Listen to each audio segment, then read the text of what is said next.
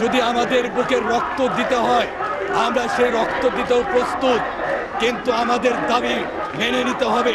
যদি আমাদের এই যৌক্তিক দাবি মেনে না নেওয়া হয় আমি বলবো আমাদের বুকে গুলি চালিয়ে দেন, আমরা চলে যাই।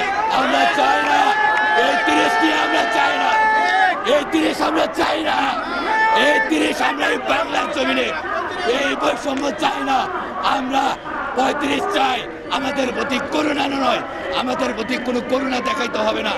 আমরা মেধার মূল্যায়ন চাই, আমাদের মেধার মূল্যায়ন করুন।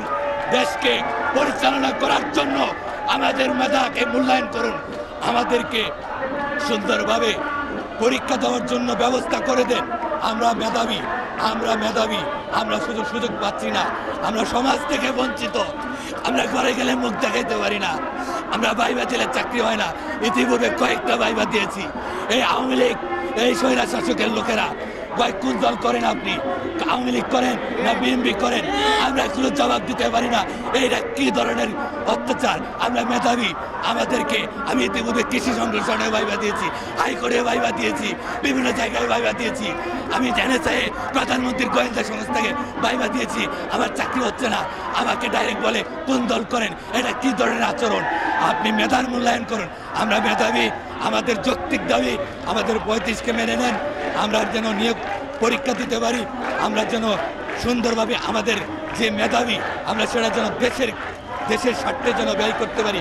উপদেষ্টা মণ্ডলীদের প্রতি আমার উদাত্ত আহ্বান, নোবেল বিজয়ী ডক্টর ইউনূসের প্রতি আমার উদাত্ত আহ্বান, আমাদের এই শাহবাগের ছাত্রদের 35-এর দাবি মেনে নিয়ে আমাদের 35কে বাস্তবায়ন করে আমাদেরকে রাজপথ থেকে বাসায় যাওয়ার মতো সুব্যবস্থা করে দেন।